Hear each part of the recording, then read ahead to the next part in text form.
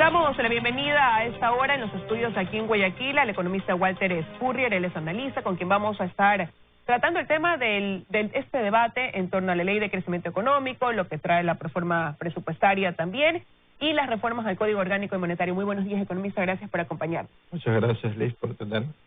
Bueno, como decíamos, esta ha sido una semana de debate en el Pleno de este proyecto de ley económico urgente, y lo que hemos podido ver es que hasta ahora hay una suma importante de voces dentro de la Asamblea que dicen que lo que debería pasar es el archivo de este proyecto de ley debido a la cantidad de componentes que tiene, el poco tiempo que han tenido y obviamente por estar en desacuerdo al considerar lo que es una ley más bien castigadora, ¿no?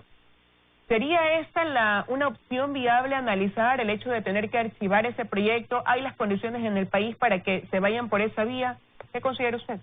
Bueno, alguna razón tienen los que hablan de archivar el proyecto de ley porque es un proyecto muy grande y no tienen mucho tiempo para poderlo discutir y pulir, pero si no pasa el proyecto de ley, el problema que va a tener el gobierno a fin de año va a ser muy grave. Para empezar, el gobierno cuenta con recibir 2 desembolsos del Fondo Monetario para poder atender sus cuentas de fines de año, y no creo que los puedan recibir esos 2 desembolsos si se incumple con hacer un esfuerzo por el lado fiscal de incrementar sus ingresos. Y en segundo lugar, las perspectivas para el año 2020 serían muy inciertas. Yo pienso que decir no a la ley va a tener consecuencias económicas muy graves y en el corto plazo. Ahora, como ya lo mencionaba, quienes dicen que debe archivarse también se sustentan esta teoría en que esta es una ley castigadora, una ley que le mete la mano al bolsillo de los ecuatorianos y que tiene netamente un fin recaudatorio. La discusión debería, o el debate debería haber girado en ese sentido, en si hay que recaudar o no, o más bien en cuál es la forma en la que se debe proceder a esa recaudación que hay quienes consideran evidentemente es necesaria aquí en el país, dadas las condiciones. Bueno, recordemos que la intención inicial del gobierno, que ya se abandonó hace algunos meses, porque no iba a tener apoyo en la Asamblea, era el IVA. El IVA era el cañonazo, 3 puntos del IVA, que le iba a generar 1.400 millones de dólares. Al descartarlo del IVA, busca más bien disparar con una escopeta de perdigones en lugar de un cañón y tratar de sacar plata por 10.000 cosas distintas, lo que cuando debió haberse simplificado el tratamiento tributario ahora se va a complicar enormemente. Entonces, el punto, yo creo que debería ir una tercera vía, debería haber una conversación del gobierno con los bloques que estarían dispuestos a aprobar una ley mediante el cual ahora se apruebe una cuestión simplificada y luego se negocie los términos de un veto parcial para que el Ejecutivo reintroduzca ciertas cosas a la ley y que sea aceptable para segmentos legislativos y puedan allanarse a ese veto parcial. Pero si no tenemos ese entendimiento, las opciones son o nos quedamos sin ley con el tremendo problema que eso nos va a significar a fin de año, o tenemos una ley que tiene muchas imperfecciones y que debe depurarse. Pero cuando usted habla de una aprobación de algo simplificado, ¿qué se incluiría dentro de eso? Porque lo que han dicho desde la Asamblea es que también se lo podría dividir en tramos, ¿no? Hay cosas que son efectivamente urgentes y otras que podrían esperar para ser analizadas ya dentro de un tiempo prudente. Bueno, lo que sucede es que el gobierno tenía 3 compromisos en su plan económico con el fondo. El uno, una ley de código de finanzas públicas para blindar y organizar bien cómo se manejan las finanzas públicas y que no haya abusos de futuros gobiernos. Una ley para reorganizar el aspecto monetario y la tercera para reformar la parte fiscal, generar ingresos básicamente. Pero se han añadido una cantidad de cosas que no tienen nada que ver con eso. Y por lo tanto, en primer lugar, se podrían eliminar todas esas 3 cosas y centrarnos en esos 3 puntos importantes. Y dentro de eso, todo tributo que se lo considere discutible o inconveniente, no incluirlo en lo que apruebe la Asamblea, porque igual habrá las negociaciones con el gobierno, bajo este planteamiento que estoy haciendo, para reintroducir algunas otras medidas vía veto parcial. Acordémonos con lo que apruebe la Asamblea, el presidente puede hacer veto parcial. Pero no creo que pueda haber este acuerdo de la Asamblea si es que piensa que el gobierno va a reintroducir todo mediante veto parcial. Entonces, ese es el problema. Quizás esa propuesta, economista, iría en el sentido de lo que hoy quisieran algunas bancadas, y esto es que se apruebe una ley que contenga así un sacrificio fiscal, pero que no dé paso a esta parte recaudatoria, que es lo que ellos consideran que estaría castigando a los ecuatorianos. Si se diera ese camino de ir por esta vía de, repito, de una ley que contenga solo un sacrificio fiscal y que esa ley sea la vía principal, ¿qué consecuencias podría traer? Quizás el hecho de agrandar el déficit que hoy tiene el país, por ejemplo. Bueno, sí, eso no sería viable. El punto central de la ley es generar más ingresos para el fisco. Y si la ley al final les va a significar que se reducen los ingresos para el fisco, eso no es viable. En ese caso, a lo que nos iríamos es a que el presidente haría un veto parcial en que reintroduciría su proyecto inicial. Por eso es que es necesario de que haya algún tipo de diálogo, conversación y concertar algo en que se creen ingresos para el Estado, pero de una manera en que sea más aceptable con el aporte que puedan hacer los asambleístas y sus asesores, a lo que sea más aceptable para el país. Pero no puede dejar de generarse ingresos con esa ley, porque la situación es sumamente grave. Nos vamos a exponer que a fines de año, si no tenemos estos apoyos del Fondo Monetario, vamos a tener que o tratar de colocar bonos a precios de chulco, porque el riesgo país se iría por las nubes, o sencillamente a que el gobierno tenga que dejar de hacer pagos. Pero ingresos que son necesarios tenerlos y que deben ser solamente bajo acciones que tome el gobierno y dejarle netamente esa responsabilidad, o ingresos en los que debemos apoyar todos. Y se lo pregunto porque hay una factura que está pendiente, hay un arrastre, un mal manejo económico del gobierno anterior, y ahora la pregunta es, ¿quién entonces debe pagar esa factura que está ahí pendiente? Bueno, el asunto es de que en el fondo lo que tiene que hacerse es reducir el gasto excesivo del Estado. El Estado se ha vuelto sumamente obeso, pero todos sabemos que en una dieta no se consiguen todos los resultados en 24 horas. Entonces, si bien yo pienso que lo central es reducir el excesivo gasto del Estado, en este instante tiene que generarse nuevos ingresos y luego paulatinamente ir reduciendo la necesidad de tanto crédito, de tanto impuesto, debido a que el Estado maneje su dinero de manera más eficiente en lugar de haber tanto desperdicio como el que se creó en los últimos 10 años.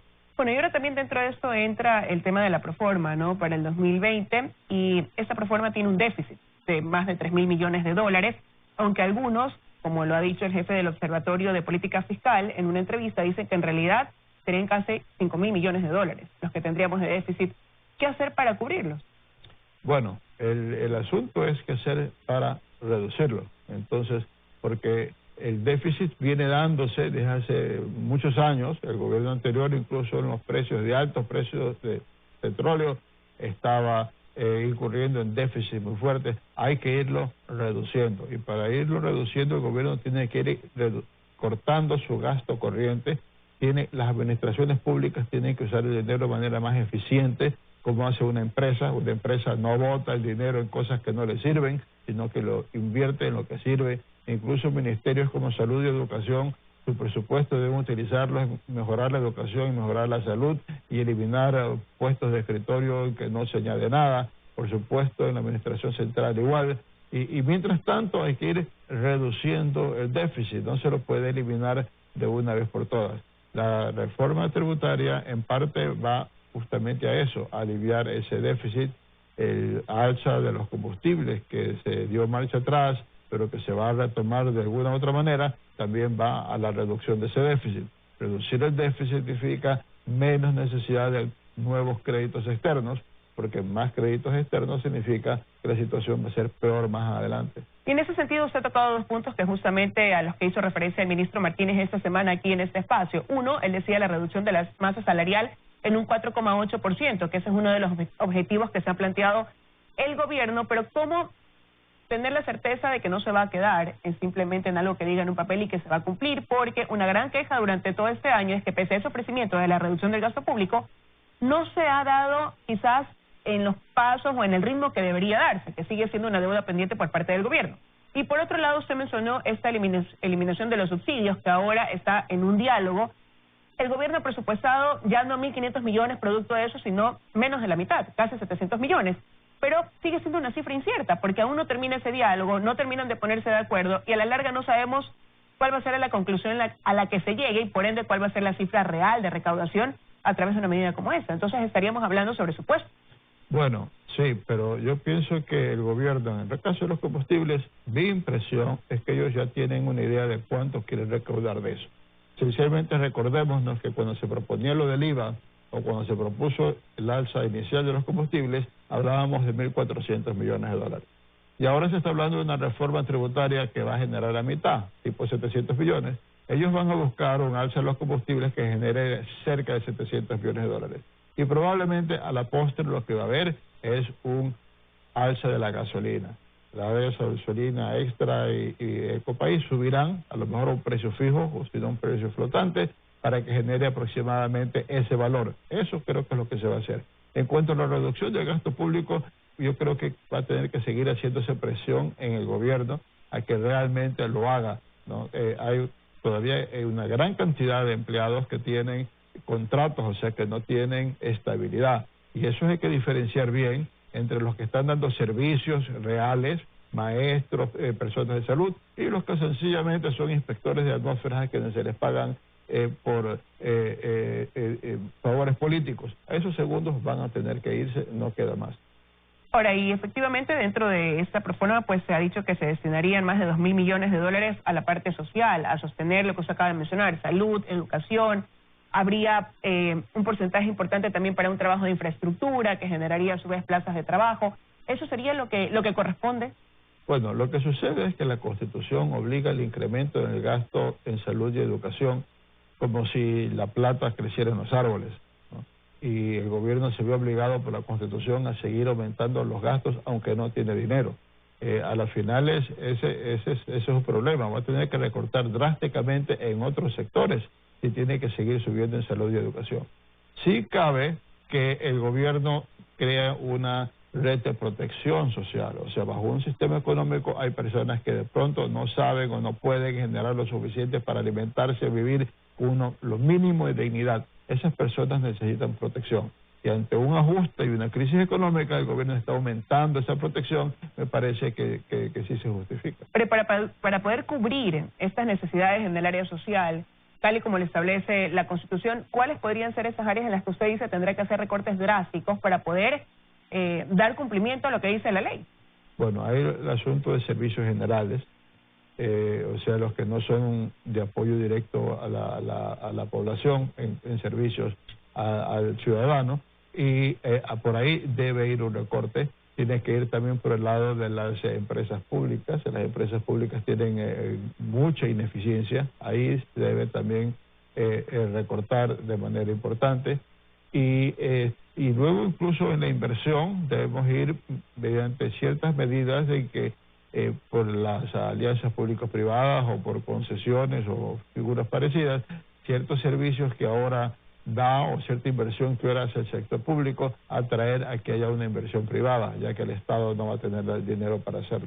Bueno, en ese sentido, ya el ministro decía que se avanza en esta monetización de algunos activos y que ya el camino está hecho en base a algunas empresas que podrían ser rentables. Quiero terminar esta entrevista preguntándole también sobre las reformas al Código Monetario y Financiero. Se habla de la necesidad de tener un banco central que sea autónomo en sus decisiones y con un directorio independiente que va a ser elegido por el presidente de la República, por el Ejecutivo, y también tener una Junta de Política de Regulación y Estabilidad Financiera para evitar que responda a necesidades políticas y todo esto sea mal considerado como una máquina para generar dinero, sino más bien para cumplir una función idónea. Quizás, ¿cuáles son para usted los pros y contras de esta reforma que se sustenta dentro de los planteamientos en ese sentido? La reforma monetaria y bancaria en términos generales, como un todo, yo pienso que es favorable, que es conveniente. Lastimosamente no ha habido suficiente consenso dentro de las autoridades, porque ha salido la superintendente de bancos, que es una persona muy respetable en cuanto a su opinión, criticando el proyecto. Yo esencialmente pienso que debería mantenerse lo que se ha expuesto con una salvedad. Pienso que no debería ser el presidente el que por sí solo nombre los nuevos integrantes, sino que los nombres sean sometidos a la Asamblea y que por lo tanto la Asamblea pueda analizar los nombres, estudiar sus currículums y ver si los apoya o no. Y en segundo lugar, en el periodo de transición debería verse la manera en que los nombres inicialmente la Junta se sorteen los nombres todos los años para que pueda cada año reemplazarse a uno y de esa manera no hacer que el próximo gobierno se encuentre maniatado con una Junta que le va a durar durante todo su periodo y al cual él no nombró a ninguno. Eso me parece que podría ser que haya un conflicto entre el presidente y la Junta Bancaria. Aparte de esos dos aspectos, yo pienso que es uno de los puntos más sólidos de la propuesta que hace el Ejecutivo, la reforma monetaria y bancaria. Quiero agradecerle, economista, su presencia esta mañana aquí en los desayunos de 24 horas. Muchas gracias.